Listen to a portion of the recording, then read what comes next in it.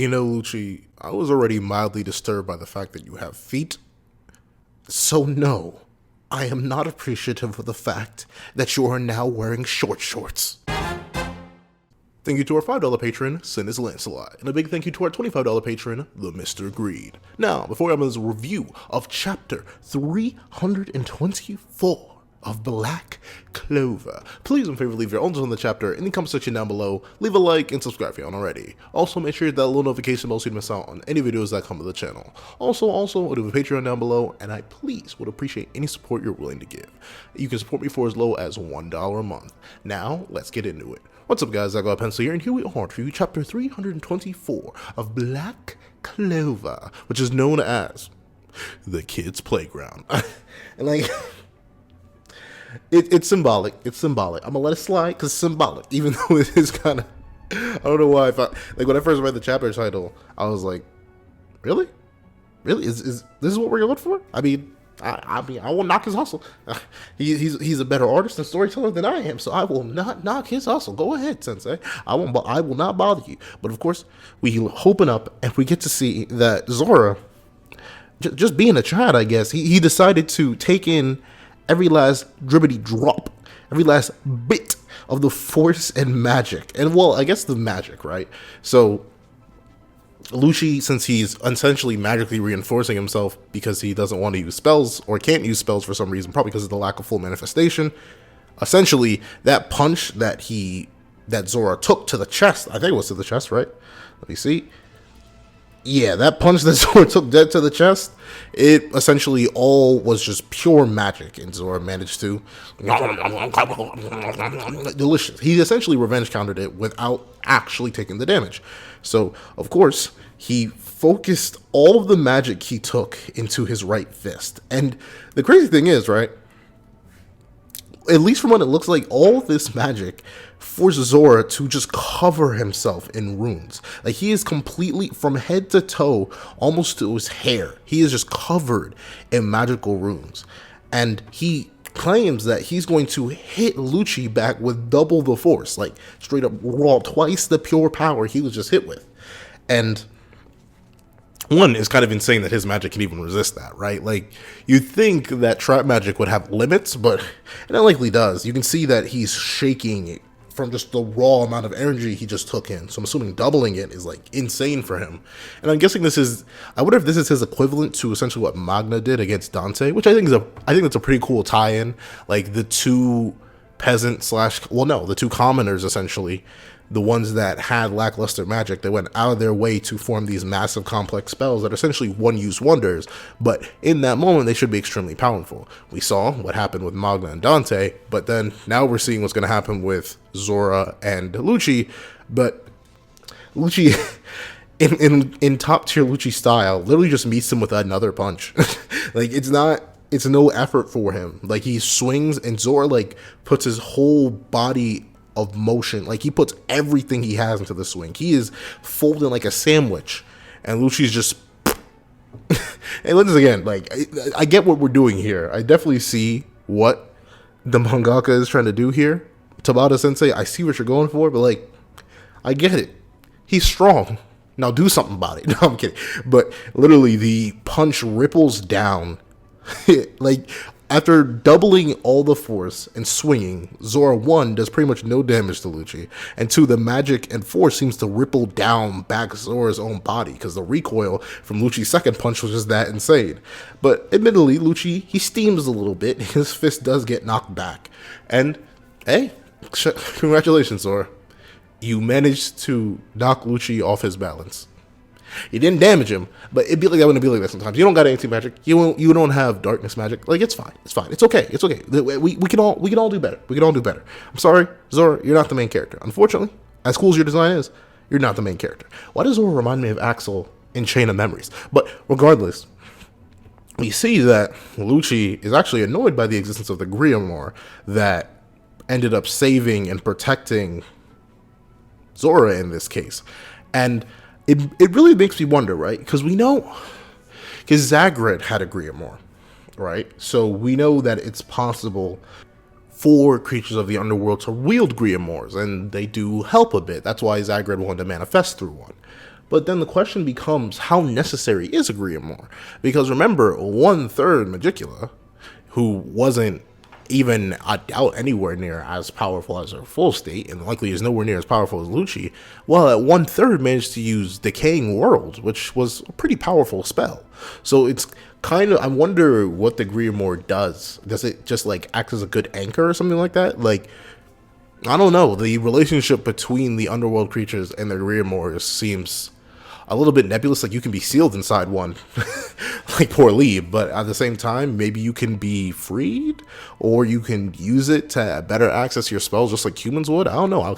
Honestly, I kind of want to see what Lucci's Grimoire would look like. Like, would it be like heavy and big because it's like a gravity Grimoire, or would it just be a regular one like the rest? I don't know. I really want to see Lucci get one, but there aren't. I don't think. Are there any 4-stars that he like Yuno? But I doubt Yuno's gonna be corrupted by Lucci. So, I mean, he could be, but I don't think Tabata would go down that route. Yuno's too important of a character, and the only other, I mean, unless he gets William, if he uses William as like a backup candidate, because technically we saw Zagrid use Lick, we didn't see him use William, so who knows? These things could happen. Possibly, it could be a way, because I don't know, like the emphasis that's about to put with Lucci admiring or like glaring at the Grimoire, the blasted thing. Like, I wonder if that's going to have some sort of purpose in the long run, and when and or even if Lucci's going to get his own Grimoire before something happens to him and he's not viable in the narrative anymore.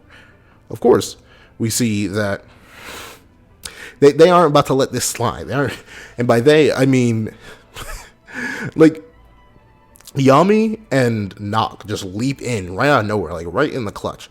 They appear and they're ready to take over the entire battle. And I love, once again, we go into the whole diatribe about how, actually not even once again, I think this is the first time it happens, where Yami questions Nacht about the Black Bulls, because this is obviously a big stand-up moment for them, considering Zora and Nero, 2 Black Bulls, have done something so amazing. And we remember Nacht's original opinion on the Black Bulls, that they were all ruffians, freaks, monsters, detestable individuals, but Asta was cool. He was cool. Everyone else, though, they're failures, whack, ugly, stupid, dumb, bubblegum, like they're idiots. I get it. I really do. But I'm glad that Nacht, after working with these people, seeing them give it their all, literally fighting for his life alongside them, he's grown to respect them, right? And in the end, he finds them, as Yami puts it, fun to watch, just like we do. And I do think that's cool, right? It's weird. Is it weird? Like, would that be character development or character acceptance?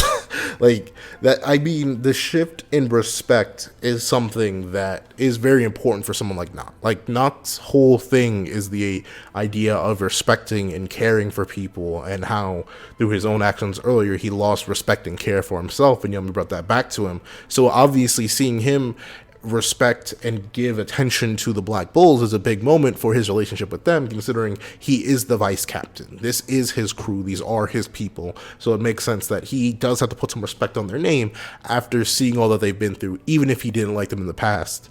I think that's really, really cool. And of course, I love how both, well, not necessarily both. Actually, no, both of them do, because she even says good luck. Zora and Nero are like, Sekre. Her name is Sekre Swallowtail. I keep calling her Nero because we used her bird form. But I love how the both of them are like, we did our part. We stole them out for like half a chapter. We're done here. We're out the narrative. Y'all, boss men, take care of this. We are nowhere near the level of characters that you are. Go ahead.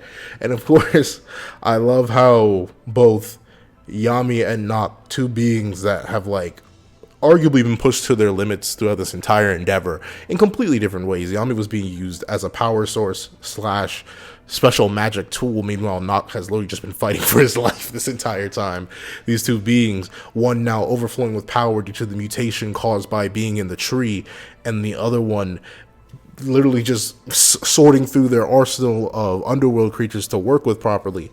Both of these 2 come together, and they're ready to prove something to their brigade, why they are the captain and vice captain after all this time. And I think this is the first time in the entire series that Nacht really refers to Yami properly as captain, and I think that's really, really cool. It's little character stuff that I tend to appreciate. this good stuff. It's mainly Nacht. Like, no, to be fair, Yami has not changed. He's just gotten more powerful, which is fine. I like that. At least Nacht has grown ever stronger, and now we're going to see shadow magic x dark magic. Shippers go wild. But of course, and like just like the chapter of the title, when I saw that they were like tied mana zone was called Kids Playground, like, I get it. And I really do like the dark moon being manipulated with the shadow hands calling out the back. And I also like the little miniature detail that Nacht controls 4 underworld creatures, and there are 1, 2, 3, 4, 5, 6, 7, 8 hands. So 8 hands coming out of the black moon for the 4 creatures that he's in control of, and the black moon is obviously a representation of dark magic.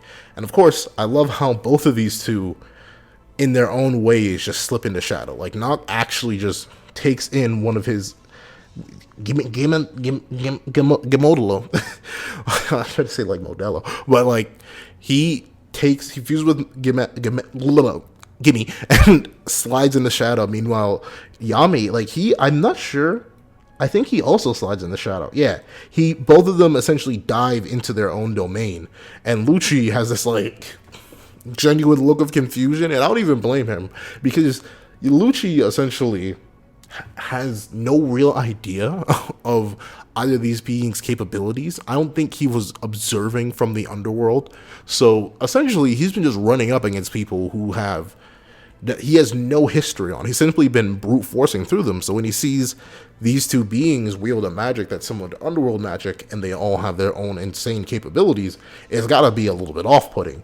And of course, speaking of off-putting, out from the shadow comes Nacht looking drippy as usual, and we get the whole rundown of one, Nacht fusing 2 devil unions again, going Canis ex Phoenix, and on top of that, the synergy between shadow magic and dark magic, something that was brought up last chapter on how useful the two can be together, because as the chapter very cleanly puts, dark spreads shadows, shadows create darkness, and the two can essentially endlessly feed off each other. And I'm assuming the longer this domain would be out, I keep saying domain, I've read way too much of Jujutsu Kaisen and talked way too much about it, but this mana zone, the more it stays up, the more they get accustomed to it. I'm assuming they'd probably grow ever faster and ever stronger, like they'd be constantly feeding off of and replenishing each other's magic pool till it just rises. Do I think it'll hit infinity? No, not really, but still, it's an amazing thing to see as Lucci gets jumped by a whole bunch of Nocts, which, interestingly enough, it seems like,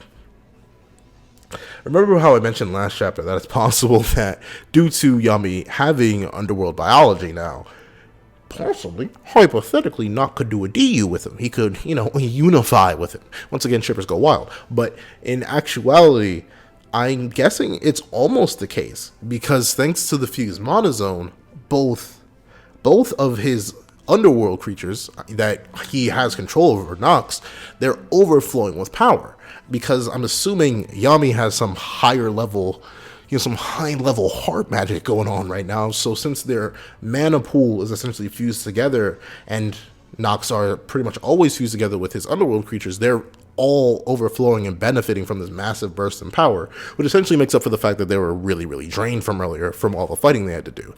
And I love how Lucci is forced into this weird scenario where he's being jumped, but then Yami comes out the darkness with a dark cloaked deep black blade, and the infinite synergy between darkness and shadow actually manages to land a hit on him. Like, he raises his arm to block the dark blade, but it cuts, and it doesn't go deep, which makes it like, maybe he couldn't do it in the time allotted, but you're in your mana zone. Why wouldn't you use Dark Cloak Dimension Slash? Like, it's a Durin egg, isn't it? Wouldn't you want to go for your biggest, baddest attack? Like, I would round start, pull up, unless you figured Lucci could negate it, because that isn't Dimension Slash, right? That's only just Dark Cloak Deep Black Blade. So who knows? Maybe an amplification of Dimension Slash, but man, I would have gone all in. I would have tried to bisect that man round start. But of course, now that Lucci, and then here's the thing, right? Melly, bro, you gotta do something, bro. You can't just keep sitting around. Like, please step up, do something more than just sit there and speak, homeboy. Like, I'm begging you from the bottom of my heart. I'm gonna need you to step onto the battlefield or something. Like, it's cool that Melly responds with a huh once he sees that Lucci is actually taking legitimate damage from this combo attack from 2 humans, but you're just sitting there Either help Lucci or go against him. Do something, gosh darn it. Like, you just been sitting here for the past, what? Lucci was dropped in 317 or so. It's been 8 chapters, dog. It's been darn near a fifth of a year. You still haven't done anything. Do something, gosh darn it. But of course, Lucci, he sees the cut in his arm. And, like, I love how this slow realization, right? Like, I think I've used this analogy in the past before, but if anyone has anybody who they know is weaker than them, possibly a whole gaggle of people weaker than them, and y'all, like, spar or play fight, whatever, and none of them lands that hit on you. Like, they land that punch to the stomach or punch to your side, and you feel it. And you're like, sweet mother of mercy, they're strong enough to hurt me now. Like, I know there's got to be, like, a crippling realization. And I love how Lucci, after just staring at his arm, after having this internal realization, flattens. He's like, that's it. I acknowledge you. Therefore, I will kill you utterly. You, your parents, siblings, friends, neighbors, whole humanity. I will annihilate every last one of you, using all the power I now possess. And that's metal. To be fair, I won't even get on Lucci's case for not going all out from the start, because it's Lucci, right? You know, you're arrogant. You're the Demon King. Flex a little bit, right? Like, you know, what's the point of going all out against ants? What, as Madara would say, what adult truly goes full strength against a child? Like, you just don't do it. However, now that these children have proven strong enough to harm the adult is now getting serious. And I love how Yami, Mr. I'm gonna surpass my limits, is like, yeah, he wasn't even going all out. Come on now, bro. What? I think that's cool, right? Because Yami's always been the guy that's like, yeah, I'll figure it out. Whatever. You know, I'll surpass my limits. Hakuna Matata. You know what I'm saying? But in this scenario, when faced with an oppressive power that crushes even fate itself, he's like, man, I really got to do this. I really got to main character this. Come on now. And of course, Nero hops in, seals up. Like, I mean, you probably don't want to expose them to danger. That's why you don't send Asta over to Gray. But, like, you know, Asta, go get healed properly. I know Nero can seal away wounds, but she's not actually healing you. She's just stopping the damage that you've taken so far. I'm pretty sure. I don't think Nero actually heals, because what's the point of Gray? But, so, it's a nice stopgap, but maybe you need your full strength back. Maybe you should go get a quick Yami treatment while you can. But hey, whatever. You gotta do what you gotta do. And I love how, once again, like, I do have other, like, rivalry / friendships that I enjoy more in anime. But in terms of, like, brotherly relations, I think I love Asta and Yuno's dynamic the most. Because he's like, Asta's like, you're all torn up. You sure you're going to be okay? And Yuno, looking at his beaten, bruised, battered, base form friend, is like, I do not want to hear that from you. You dumb bubblegum built like 4'2", looking like a Mr. Group. Like, I know you don't want to get on him for that. But of course, there are more important things at hand, such as the final showdown, as Yami puts it, and they need to get her done. And we see Lucci in this. Bro, I just want to hurl. Like, I'm not even going to lie. Y'all seen Shark Boy and Lava Girl? Tell me why he looked just like Shark Boy. Why is he posing like that? Why did his skirt get shorter? What, like, Tabata, you have some fire designs, my friend. You really, really do. But what is that? Like, what is that? What is that? Like, it just looks wrong. I like, there's nothing else I can describe, and not in the wrong, in the unsettling. Like, Lucci, when he was way back introduced, he felt wrong because he felt unnatural. But it was like that intimidating unnatural, like that thing you didn't want to, like nightmare fuel. That's what he felt like. He just looks goofy. He looks goofy. He looks strange. He has the weird shark elbows and shark shoulders. I mean, it's cool that his hair is flying up, and I think his horns got a bit thicker. But I think the way you could have saved this is keep the skirt the same length it was. Like, you did not need to show off his thighs Okay, which one of y'all messaged Tabata and was like, I need to see Lucci's thighs on a more consistent basis. We need to have a good conversation about this. Who asked that? I'm gonna clown on this design just forever. Like, so I'm gonna clown on the next chapter review too. Don't you worry, it's going to get clowned on. However, quick question: how are y'all gonna win? Like, I know they're gonna surpass their limits, but this guy who was bullying all of them in like the 2v1 or the 1v1 or in the literal 10v1, this guy was bullying all of you while suppressed, just so much so that he had a whole transformation under his belt, is now trying to actively kill you because you proved you can actively kill him.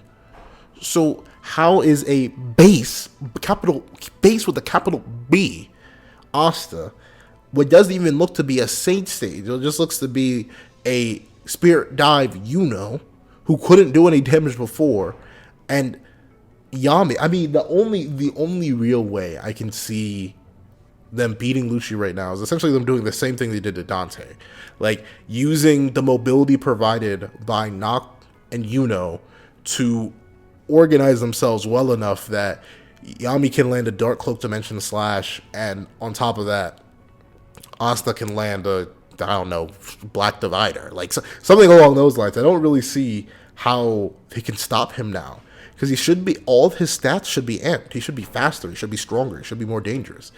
And I don't know. I mean, I'm intrigued. I still hope they lose, right? Like, I know this has been dragged out for a very, very long time at this point. It's been a while since Lucci was introduced and it's just been curb stomping everybody. But I really hope the curb stomp doesn't end here. Like, I hope it is these four that takes him down or sends him back to the underworld. I hope Asta gets curb stomped. Like, I'm not gonna lie, I just really want to see him go. And big rips to Noelle, right? Like, to be fair, she still could entirely join. But, like, Gray, Vanessa, Zora, Sekre, like, all of them got to make debuts back in this fight before Noelle did. She's just still taking a nap. Her brother, like, I don't think Noelle's going to be involved now. She doesn't have a duo partner. I guess that's the main thing here, because, like, Asta and Yuno are a duo, and so are Yami and Nacht. They're a duo, but, like, who does Noelle duo with? Mimosa? Like, there's no one else, unless Noelle gets back up, but even then, I highly doubt that, because Noelle was useless. So, hey, this was a good chapter. Not much happened in it, though. Like, I will admit, for what was hyped up to be, like, a big climactic battle between Lucci, Darkness, and Shadow, like, they did nothing to him except land a cut that made him go more serious, which is major. It is major. I'll give him that. It is major. And, of course, Asta and Yuno are now back in the fight. So, technically, that's wrong. A lot of things did happen in this chapter. But, like, and it feels, I don't want to say we're stagnating, right? Because that's a harsh term. That's a harsh word to use. But we're kind of stalling a little bit at this point. Like, Lucci, he's still cool, don't get me wrong. These fights are still cool, do not get me wrong. The new abilities and combo abilities are still cool, do not get me wrong. However, it feels like the more and more we stay here, like, if we stay here for another 5 chapters, I feel like we're just walking in circles. Like, I'm not exactly, would it be 5 chapters? I don't know. Does anyone else feel this way? Like, this is a question for y'all. Do y'all feel like we're sitting taking a little bit too long here? Like, we're just sitting here marinating in it for a minute and a half too long? Because, like, Lucci, every chapter that he hasn't killed anybody. No one's dead. He's just been knocking people out. No, he hasn't. Like, that's the thing. We're in a narrative stalemate where Tabata doesn't want to kill anybody, so Lucci hasn't killed anyone, and Lucci's too strong, so they can't kill him. So we're kind of just in this weird back and forth. I don't know. Just feels kind of weird. However, those are my thoughts. Please tell me your thoughts in the comment section down below. Thank you guys so much for watching. Remember to like, share, comment, and subscribe. And make sure you hit that little notification bell so you don't miss out on any videos that come to the channel. Also, we do have a Patreon down below. I'd appreciate any support you're willing to give. You can support me for as low as $1 a month, and I would greatly appreciate it. Now, thank you guys so much for watching, and I hope you guys have a wonderful day. This is That Guy with a Pencil, writing off.